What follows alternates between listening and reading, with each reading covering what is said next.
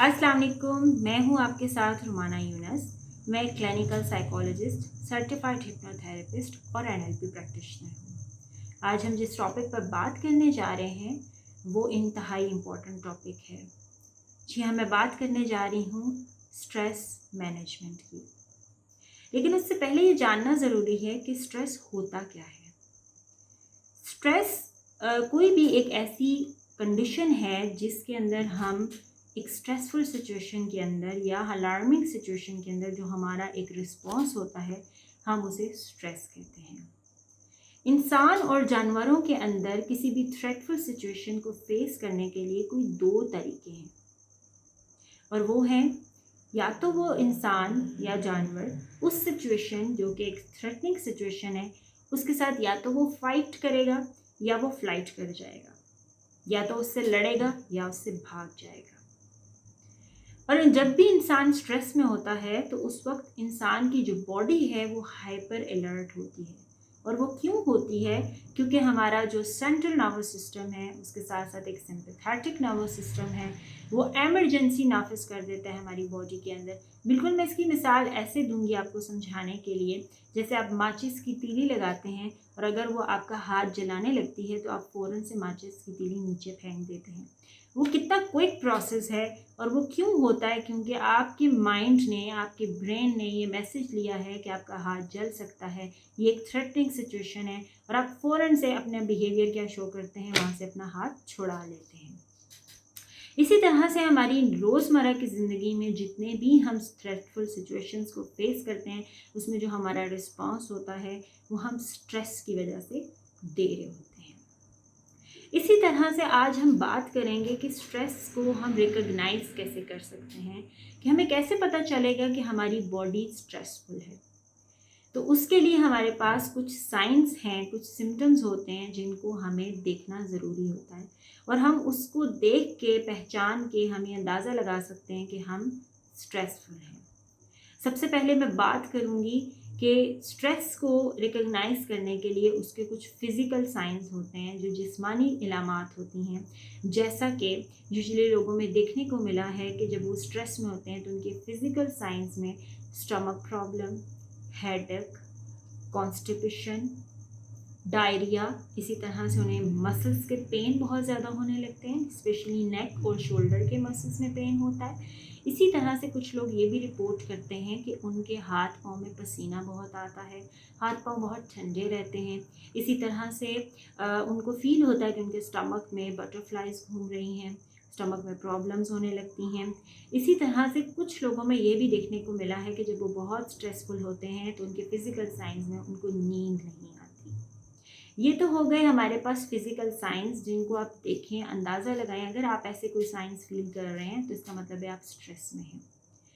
Second number पर हम बात करेंगे इमोशनल साइंस, यानी आपकी जज्बाती कैफियत में जो बदलाव आता है उसमें कौन कौन सी चीज़ें हैं जिससे आप अंदाज़ा लगा सकते हैं कि आप स्ट्रेस में हैं।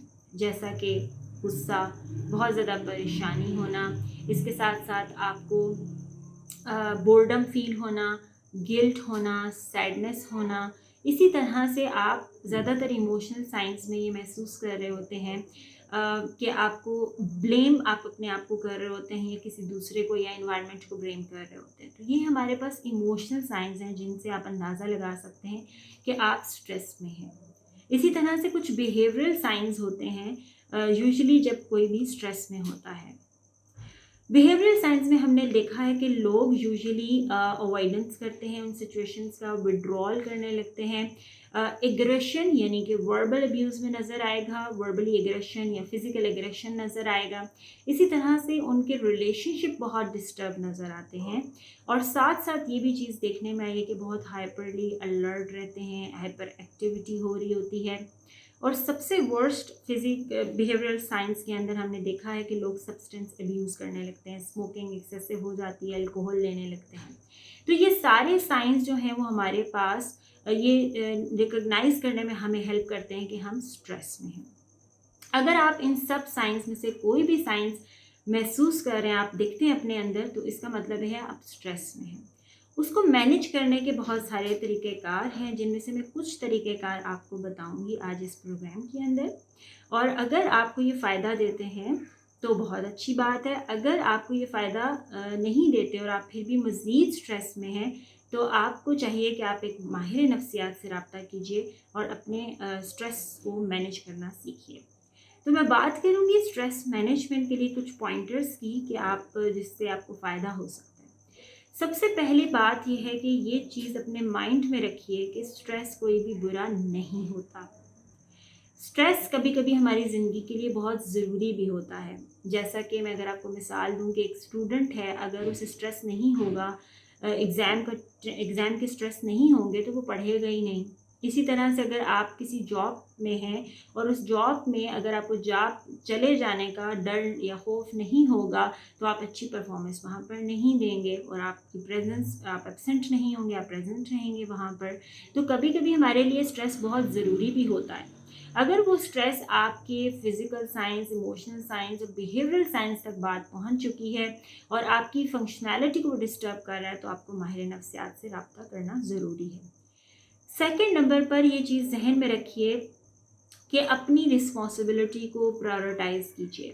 बहुत सारे लोगों में देखा गया है कि जब वो स्ट्रेस में होते हैं तो उनके जो रोल्स होते हैं, being a father, being a mother, being a teacher या बीइंग अ डॉक्टर या व्हाटएवर जो उनका रोल है, वो उनकी रिस्पॉन्सिबिलिटी में प्रायोरिटाइज़ नहीं कर पा रहे होते।